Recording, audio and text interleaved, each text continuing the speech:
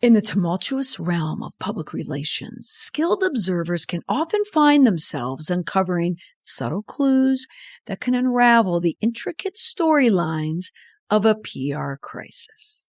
All right, maybe I'm the only skilled observer, and maybe I'm the only one who's calling myself skilled at this.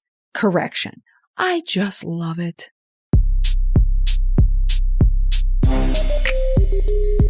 Welcome to the Indestructible PR podcast, where we use current events and tested media and PR strategies to help prevent or manage a crisis and build an indestructible reputation. In this episode, the point of no return, also called passing the Rubicon.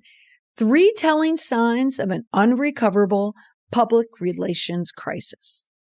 Now, I mentioned earlier that skilled observers can often find themselves looking for the clues that unravel these PR crises that we see in the news. You don't even need to be a skilled observer. And skill can be a very loose definition of it. It could be like me, someone who's trained in it. I've worked in it in decades, or it could be someone who just spends a lot of time on TikTok, or now the new app Threads. That's a podcast for a different time. But I should have been sleeping on my plane ride home last night from vacation. And instead I was downloading the Threads, and I spent all my time on the app. But right now I want to talk about something else that I find fascinating, and that is watching a trajectory of a PR crisis. I love storylines. I love through lines. I love things that appear to be coincidences, but they're really clues to telling us something else. Now, a PR crisis can be an absolute nightmare for organizations and individuals. But when that individual is a celebrity or someone in the public eye, it gives us all the opportunity to follow along and learn what we can about the trajectory of a reputation. Now, in these PR crises, it can potentially tarnish a reputation, their credibility, and in many cases can lead to long-term reputational damage. Now, some PR crises can be effectively managed and resolved. I mean, those are people who work with me. Naturally, I'm in PR. Why wouldn't I say that? Unless they don't listen, and then things can go sideways. But in some cases, people or brands, celebrities, people in the public eye can reach a point where recovery seems insurmountable. Now, in these dire situations, there are often unmistakable signs that indicate this individual or an organization is just headed for disaster. So in this episode, let's just delve into 3 signs, only 3, even though there are many, many more, and explore why they often signify an irreparable PR crisis. Okay. The first one is, and this one is key. This one is key. If you listened to the 2 previous podcast episodes, if you're listening in order, then you've already listened to them. It was episode 248, and then I had a bonus episode in there as well. It was all about Colleen Ballinger. And I was discussing her PR crisis. I did a YouTube live about it as well. Even if you don't know who Colleen Ballinger is, and she was a YouTube star that, hit, mainstream, but now she is having the most bizarre public relations crisis. And I'm fascinated by it because it just follows these certain red flags and clues that you happen to see. And one of the biggest that you will see in almost every PR crisis that the person is not going to recover from. And again, let's just talk about the celebrity realm right here. But the same can apply to people who aren't necessarily in the public eye, but they may be in a news story or organizations. Number 1 is escalating public outrage. The moment I knew that Colleen Ballinger was not going to, as I mentioned in a previous TikTok, clear the fences of a PR crisis is when she released the 10-minute plus ukulele video titled High, the toxic train video. Everybody, almost everybody universally thought it was a horrible, horrible idea.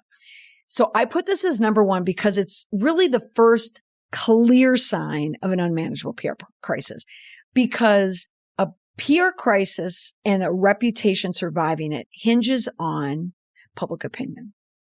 And if the public's opinion of you is overwhelmingly on one side, and that side says, this ain't cutting it, you're not going to get through it. It is as simple as that. If TikTok is against you, the crisis is against you. And that outrage is usually this rapid escalation of public outrage. You'll see it all over on social media, and then plop, it will be on a newscast. It could be on a local newscast. It could be on a nightly newscast from a national perspective. So in this interconnected world that we're in, news spreads like wildfire on social media. It gets picked up by the press. They put it on their digital channels as well. But I have been saying this for a while, and I say this more than ever, specifically since April. Public sentiment is the thing that swiftly turns people against an individual or organization in a crisis. It's that intensity and the volume of the negative feedback that can increase, and it just leads to this widespread loss of trust and credibility. That's where Colleen Ballinger is right now. Nothing is protecting her. So when a person is genuinely in a crisis and they won't make it, the public outrage becomes so pervasive, and it transcends like a niche audience or a targeted audience. It's like similar to Me Too. It's when Me Too happened and someone was accused. If there was a hashtag Me Too attached to someone's name, it was really, really, really difficult for them to overcome it. So when social media platforms, they get hit with the critical posts, the comments, the hashtag, that attracts significant media attention. And then that outrage spills over into mainstream news, and it just amplifies the negative perception to a broader audience. So number one, escalating public outrage. Number two, mass exodus of the stakeholders. This is another easy way of saying the fans are leaving, and they're leaving in droves. One of the articles that I had cited in a TikTok that I just posted as I'm recording this was about an attorney. I was using a Variety as a source. It was from an article published on April 20th, 2022. It was written by Peter Koranikis, and I could be mangling his name. He is a features editor for Variety. And last year, he wrote a profile on attorney Andrew Brettler. And he was talking about defending controversial clients. These clients include Chris Noth, Armie Hammer, Prince Andrew, Bryan Singer, Danny Masterson. And the through line between all those clients is they all were accused of some form of sexual impropriety, to put it lightly. They all were brushing up against the law in their fights for the court of public opinion and the court of legality. And what I found interesting about him is as you go through this article and you read the names and you read his job, there's a through line in here discussing how difficult it is to manage clients like this sometimes because the court of public opinion is so strongly and firmly against them. And some of the things that he had mentioned in this article that I found interesting, that he felt that people get judged by a Twitter mob. And I love the word mob. Whenever I hear the word or read the word mob in any type of response, I know they're deflecting and they're using the internet and social media as a distraction. Or in this case, I think it's like a red herring. Their job, like in the case of this Brettler, his job is to be a legal fixer, not a PR fixer. So his job is to get them off legally with any criminal charges that are there. But what they do in articles like this is they put a lot of energy and a lot of emphasis on the court of public opinion. And the public perception is usually based on rumor mill and gossip. And it's strategic. They're doing that for a very, very strategic reason. And that leads us to the second sign, this mass exodus of stakeholders. And these stakeholders could be fans. They could be customers. They could be anyone. They could be voters. But when there's a mass exodus of voters, meaning it's like a spiral, it's a downward digital spiral that's happening. So when the PR crisis has reached this irreparable stage is when the people start abandoning ship. Those are people that are the key players that could once be like the backbone of support, but they start to sever the ties. They start distancing themselves from the organization or the individual. So, again, stakeholders can be customers, employees, investors, partners. They could be other influential people in the industry or whatever industry that the person or the organization is dealing with. Because once a customer or a stakeholder loses faith in a product or a person, it just leads to that rapid decline. And the decline could be in sales, or it just could be in trust. Eventually, it leads to some type of meltdown. So it could be the end of a campaign. It could be financial meltdown. It could be the meltdown of a reputation. But ultimately, when the mass exodus of these stakeholders happens, it just reinforces the notion that the PR crisis has reached an unmanageable state. The third sign of an unrecoverable public relations crisis is the erosion of the legal defenses. Now, I just cited earlier this Andrew Butler. He is an attorney that was brought in to help these public figures manage a very, very sticky situation for them that included legal ramifications. But when there is an erosion of the legal defenses, it becomes this decisive factor that indicates that the individual or the organization is beyond the redemption piece. So as the crisis deepens, the legal battles mount. And in some cases, it could be lawsuits that are mounting. So at this stage, it just becomes increasingly clear that the situation is spiraling out of control and that legal maneuvering alone cannot salvage the reputation. It cannot mitigate the damage. So the legal defenses in the beginning, they're usually robust. They're formidable.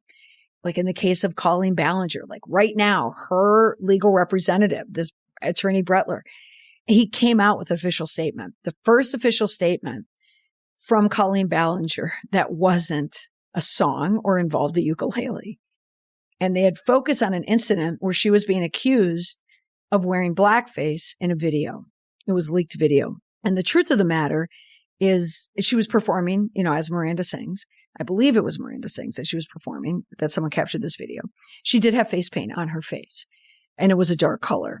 But what the attorney came out to say is that it was green face paint because she was doing a bit off of Wicked, where Elphaba, the witch, has, green makeup. But she just had splashes on there. And one could absolutely buy that because when you watch the video, you could see, oh, she is doing a take on Wicked. However, and that's what the statement indicated. However, she quickly segues and does a quick kind of costume change, a quick one, to start singing a Beyonce song, All the Single Ladies. And two other dancers come behind her. And she has face paint on her face. Okay, it's still green, but it's dark. And it's still face paint. It's like an incredibly poor choice to segue into that. You could sing any song you wanted to sing. Why would you sing that song when you had face paint on you? Take off the face paint. Or better yet, don't do a song that could lead people, and reasonable people, not people who are out to make a point, not woke people, but any reasonable person would say, this is a bad transition. This is a bad transition. So where we are right now in the case of Ballinger is now the legal problems are going to start with her because she had PR problems. Now she's got legal problems. So we need to watch next. So by the time of this recording comes out, we'll see. I mean, maybe she'll be in a place right now where the legal issues are starting to come out. So once you have a legal defense, which is strong, like in the case of having an attorney come out and speaking on your behalf, when the mounting evidence starts to happen, then the public's going to perceive that these legal battles are going to create more problems for them down the road. Now, in some cases, a public person could mount their own PR cases. They're going to countersue to prove that they are right. But in this case, it can appear to be evading accountability. It could just exacerbate, negative perceptions that's happening there. You could look at it from the political realm, like what's happening with former President Trump and that indictment there. How he is screaming that there's other things, that were happening, legal things against him. So the inability to defend against any legal challenge is going to be a significant sign that the individual is on the verge of reputation collapse. All right. So again, the point of no return, the three telling signs. 1, it's the escalating public outrage. 2, it's the mass exodus of stakeholders. And again, stakeholders can be fans, customers, ticket buyers, employees, investors, partners, influential figures within your industry. could be viewers. And number 3, the erosion of legal defenses. It's when the person is using legal defenses to try and clear their name, or the legal defense that they have is starting to erode. There's just nothing left for them to stand on. Now, identifying signs like this can serve as a valuable tool or lesson for people to learn from, because when these rapidly escalating public outrage moments happen, when the people start to leave you, when things can become legal or there's legal threats there, those are clear indicators that the crisis has reached an irreversible stage. So it's crucial to understand, if you are someone who works in a business or someone who has a brand as their own name, you want to be able to recognize these signs, and you want to take proactive measures to address the PR issues before they escalate into an uncontrollable event for you. So while every PR crisis is definitely unique, the early intervention is important. Open communication is important, and a willingness to take responsibility to tell people how you're going to prevent a situation like that happening in the future. If that sounds familiar, that is a formula that I use. That is the indestructible PR framework. Own it, explain it, promise it. Now, in every episode, I include one indestructible PR tip. It's an easy leave behind back pocket tip that will help you protect your reputation. Some might even call it indestructible. It's important to understand the difference between a legal fixer and a PR fixer. In crisis management, there's a common misconception that a legal fixer can effortlessly swing back and forth and double as a PR fixer.